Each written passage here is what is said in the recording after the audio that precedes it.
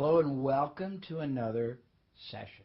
Today we're going to focus on positioning. More importantly, we're going to focus on correct positioning for your business, for your product, for your service, for your personal service. Why? Because most businesses have either the wrong positioning or no positioning. And with the wrong positioning, you telegraph a totally opposite message than you want to your market. With no positioning, you are no different than any other commodity in the category, and so you have no distinction, no differentiation, no advantage, no benefit. So let's start with what the positioning is intended on doing and being for you. It is the defining differential. It is the meaningful advantage. It is the reason why your target audience, your prospective buyers, will want to buy from you instead of your competition, will want to buy from you instead of the alternative choices, would want to buy from you instead of doing nothing. Now, there are many different positioning approaches that can be taken, but it all boils down to being preeminent. We're going to discuss preeminent in a while, but right now what you have to know is that whether you're extraordinarily exclusive and expensive or amazingly inexpensive and the best bargain in the whole marketplace, you have to be able to define, you have to be able to differentiate, you have to be able to describe, you have to be able to contrast and compare the reason why. I think in previous discussions I have shared with you how critical the phrase reason why is to everything you do. Because if you can't tell me as your prospective buyer the reason why I should buy your product, or I should favor your company, or I should deal with you personally if you're personal services, I'm not going to be motivated to do that, and you'll only prosper accidentally, meaning you'll probably do mediocre, which is totally undeserved, because I'm going to explain now exactly, precisely, and wonderfully clearly how you can position yourself for maximum and total success. First of all, what is positioning? Positioning is the totally integrated message that you send out and that your product and your people and your business conveys and communicates to the market. It is not just a bunch of words. It is a way of being, and you have to decide, what are you intended or designed to be to the market? Because until you know what you are and what perception you want them to gain and what fulfillment of that perception you want to be able to project and deliver, you can't create a positioning. So we start by saying what you are and what you are not. You have to do what I call a self-reality check. You look at your business as it either is if it's operating, or as it should be once it is operating and successful. You decide very clearly who is the market you are going to serve and who is not. It's equally important to know who you don't want or who you're not going to serve, because you can't be all things to all people. When you try to do that, you dilute and water down your message. And a watered down message is a non-effective message. So decide first, who do you want to be reaching? Now you've got to say why, and there's got to be congruency. If you want the elite people, but your product isn't right for them, just because you want them doesn't mean you can fulfill their perception. If you want middle market and you want to be the best value in the middle price, you've got to be able to understand who you're targeting, and then you've got to have what's called message to market.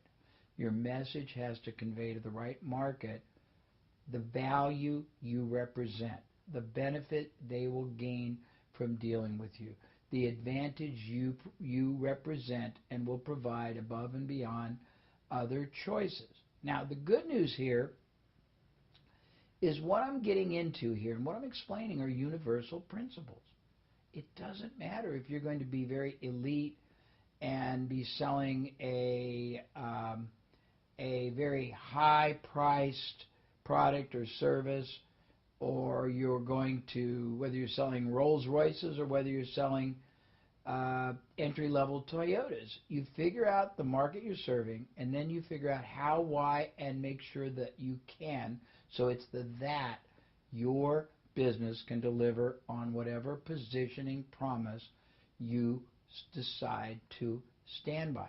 So once you figure out, I want this market, and I want them to see my business as representing this advantage, and advantage is very relative. By that I mean you can be a very modestly priced product or service and have great advantage over no extra options. It's a very simple product. You can manufacture it more cost effectively, but you have to be able to have me as the buyer see before I will seize whatever you are offering. They have to see what it is that makes your company, I say, product, service, or you as a person, because if you're a personal service provider, you are the product and service.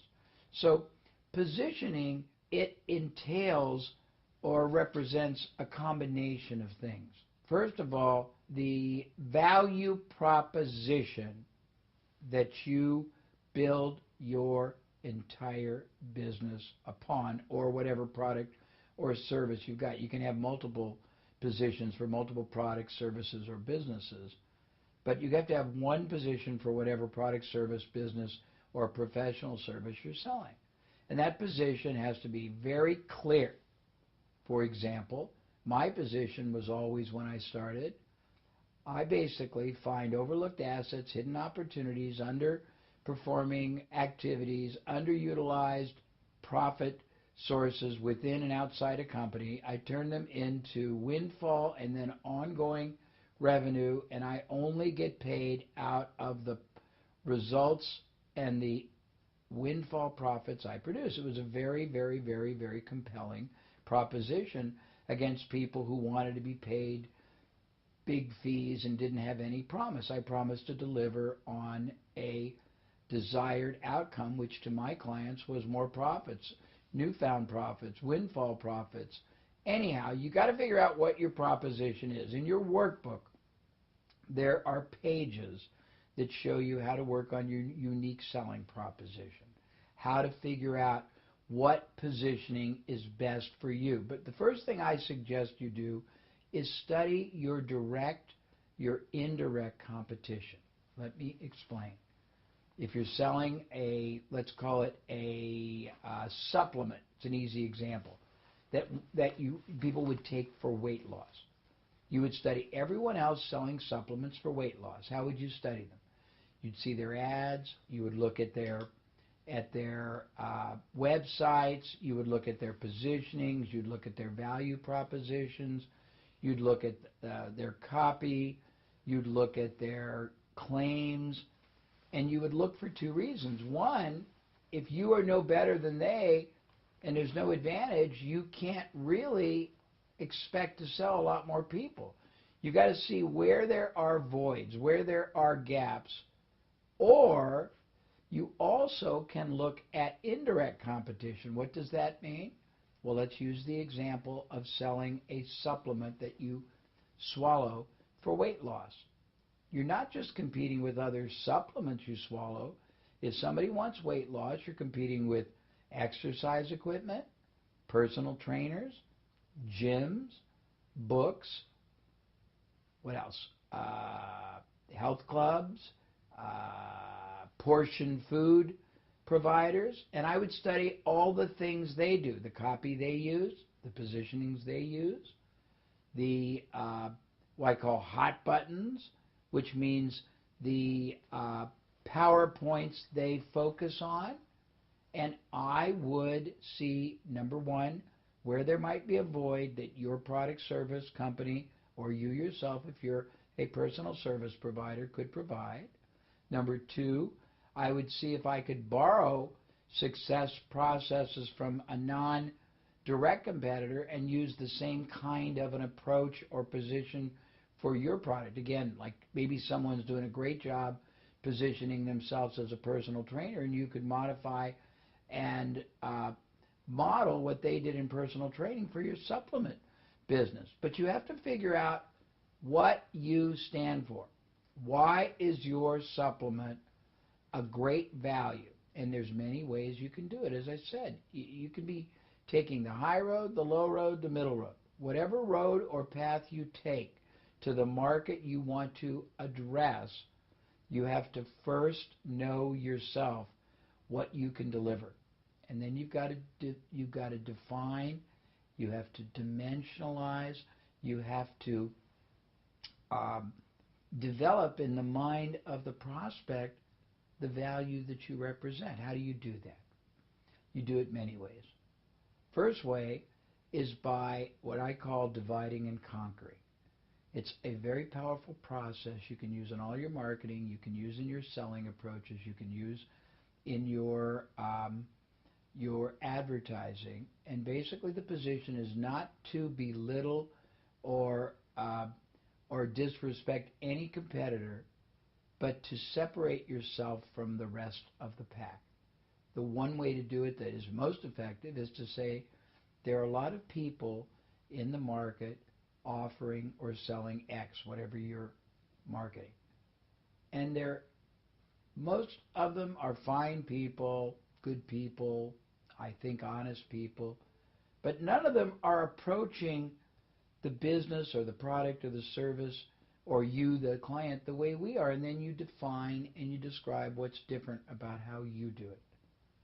And sometimes what's different is merely telling them. There's a concept called preemptive marketing. And preemptive marketing goes back, I think I told earlier, the Schlitz beer story where the man who helped a company go from number 10 in the market to number 1 in 6 months merely told the entire story of how beer was made, because no one had ever told that story to the consumer. All beer was made the way Schlitz explained that they made their beer, but Schlitz was the first company to explain it, and they got full credit. So you might merely tell people what you do and how you create your product, or how you select your product, or how you support your product, or how you back up your product, or how you got into the business and the love you've got for what the product or service or the category does, and define yourself that way. There's a whole nother dimension, and we talked a bit, I think, in an earlier module, if not, we'll talk in another one, about being a maven. And there is another section in your workbook that very methodically goes through all the different stages and steps you can go through to define your own personality within your company so that you raise yourself and your stature in the market to that of a personality, almost a celebrity, almost an icon. Back to positioning. So first, you've got to figure out what market you're after.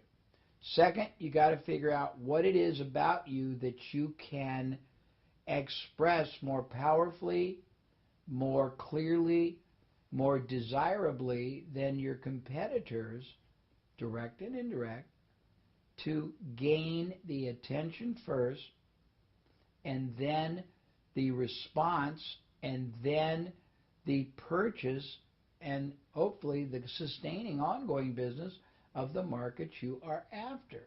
Different markets respond to different things. A buyer of something very modestly priced is not going to respond to the same proposition, the same benefits, the same copy, or the same approach as somebody who's buying a very, very expensive and elite high fashion type product, or a super expensive and exclusive product. So you have to figure out who your market is, got to figure out what it is about you that is defining, and then you got to figure out how to convey it. And the easiest, best way is to study everything out there. You can also study all of the discussion groups. You can study all of the complaint websites and see what people like and dislike about other products, because when people are passionate, they express very powerful word phrases from their heart and their mind and their subconscious that can be copy you can use to position yourself. I always suggest that everybody entering into any business or buying any business or developing a new division or profit center for an existing business, go and look up all the books that are published on anything related to the product, service, or kind of business, and look at the titles, because titles and subtitles are normally what sell books. And if you see titles and subtitles, it'll give you great positioning copy you can borrow. Next, I have them look at the reviews of those books. And they're looking for the positive and they're looking for the negative. Why? Because when people are exhilarated and happy and got a lot out of it, they say things that are very powerful that can be used in your copy for saying it about your product or service. When they're angry or dissatisfied or disappointed, they say things also that are very powerful, and you can use both. You can say, we created this product or our company because we knew people wanted this, and you say all the good things people say about what they got. This can be copy from books, copy from the discussion, copy about people that loved or hated somebody else's product or service or a related product or service. But it gives you language, it gives you copy, it gives you a way to speak directly and precisely to the heart and the soul and the mind and the mindset of the market you're after. So once you come up with the positioning, then you have to incorporate it in all of your integrative activities. That means your marketing. That means the way you conduct yourself interactively, whether they're salespeople, whether they're telephone people, whether they're salespeople in a retail store, whether they're clerks behind a counter or servers in a restaurant at a table. You have to be congruent with whatever your positioning is. All of your messaging has to be in alignment. Your conduct has to be in alignment. If you promise an exhilarating and a redefining, just wondrous experience, and they come to your company or they come to your restaurant or they come to your service company and they have a terrible experience because no one is respectful, everyone is different, there's not any uniform vision or business culture that is driving it, it will fail. So positioning is not just a abstract word. Positioning is a thread that runs throughout everything you do. So once you figure what your positioning is, you have to be fanatical about making sure all your conduct, communication,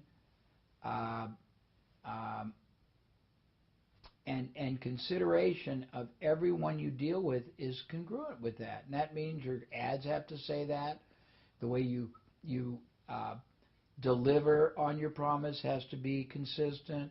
The way your people communicate and deal with their audience, the market, their prospects has to be congruent. Everything has to be congruent. And when you do that, you stand out. And it doesn't matter whether you're selling something inexpensive, something very expensive, selling the masses, selling the same thing as everybody else.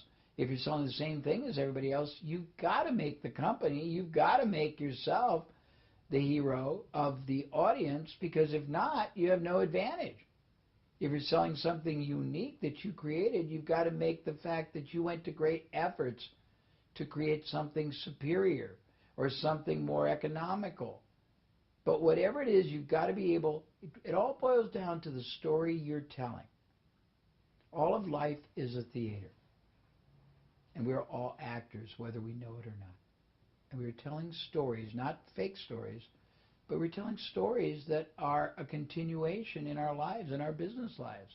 And the story you tell is the story you sell, and it's the story that you support, and it becomes the story of your business life. So I'm going to stop there and give you a moment to reflect on this. And I'm going to suggest that you go to your workbook and you quickly, right now, and then when we're done with the total session, you spend more time, but you review unique selling proposition. You review Maven marketing, and you also make a point when we are done to check out all the competition, direct, indirect, all the books, all the discussion groups, and see where there are gaps and see where there are language patterns and segments you can borrow, and see what you can model, and get clear on who you are and who you're not and what your business is going to stand for and why, and be able to explain that to your market. Take a 5-minute review, and then we'll continue.